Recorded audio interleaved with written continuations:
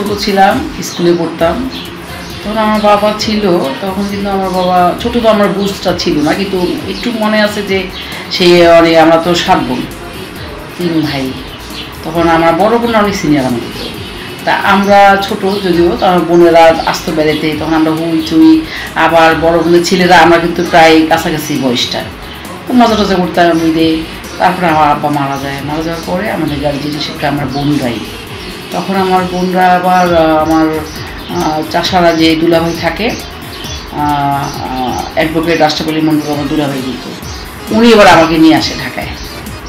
আনার পরে উনি আমাদের মানে প্রত্যেকটা ঈদে আনন্দে এবং সব কিছু, সেই মার্কেটিং আমার যা কিছু হয়, আমার ভাগ্নিরা যা আছে, যে এখন যে জাকির হেলাল যে আছে, ওনার ওয়াইফ কিন্তু আমার ভাগ্নি মুক্তি। তো আমরা একসাথে ঘুমাইতাম একখানেই সব কিছু। তখন খালি মনে হতো কখন চাঁদ রাত হবে। হ্যাঁ, আর শপিংটা বাবাটা তো ওটা আমাদের কিন্তু অ্যাকচুয়ালি হোম ডিস্ট্রিক্ট কিন্তু নর্থ বেঙ্গল, তো নারায়ণগঞ্জে বড় হয়েছে। আমরা ওই বায়নাটা করি নেই, মানে মনে করছি যে না, আমার দুলাভাইটা আমাদের ভালো দিয়েছে, তখনকার জামা কাপড় অনেক সুন্দর সুন্দর, মানে বায়না করিনি। ঈদের আগের দিনে আমরা মেহেদি দেওয়ার জন্য খুব আনন্দ, পার্লারে যেতে যেতাম। ঘুম থেকে উঠে আবার বলতে বলতে, এই সবাই তোমরা রেডি হও, গোসল করো, নতুন জামা টামা পরো, সালাম করতাম। আমার দুলাভাইরা আমাদের টাকা দিত। আরও বোনেরাও মানে সব বাসায় ঘুরতাম, ছোটো একটা ব্যাগ থাকতো হাতে, ওই ব্যাগটা নিয়ে নিয়ে ঘুরতাম, ভালোই লাগতো। তবে এখনও আনন্দ আছে। এখন আমি তো রংপুর বুটিক্সে কাজ করি, মানবতা সেবা কাজ করি। এখন যারা আমার আছে সাথে, তাদেরকে নিয়ে আমি ঈদ করি।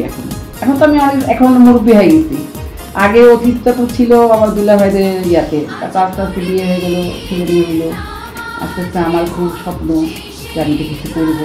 এখন আমি আমার যারা আছে আমার সাথে, আমি যে সেদিন যে আমার ঈদ উপহারগুলো দিলাম, তাদেরকে নিয়ে আমার সব ঈদের দিন আমি আমার টেবিলটা ডিনার টেবিলে সাজাই, তাদেরকে আমি ওদেরকে বসায় খাওয়াবো, মানে যারা আমার সাথে থাকে।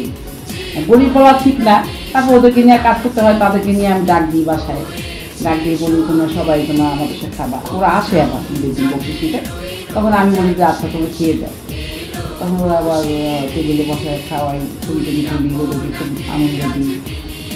ঈদ পশু চায়, অত তো না দিলেও দিতে হয় আর কি, দিই এই আনন্দ। তারপর ছেলে মেয়েরা তো আছে, তারপর আত্মীয় স্বজন আছে, আমার বোন দুলাভাই যারা যারা আছে, আমার বিভিন্ন যারা গেস্ট আসতেছে, মজা করতেছি, টায়ার্ড লাগে না আমার কখনো।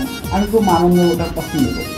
আমার সংগঠন থেকে ঈদ শুভেচ্ছা, এবং দেশবাসী এবং আমার যারা কর্মীরা আছে তাদের পক্ষ থেকে ঈদ শুভেচ্ছা, ঈদ মোবারক।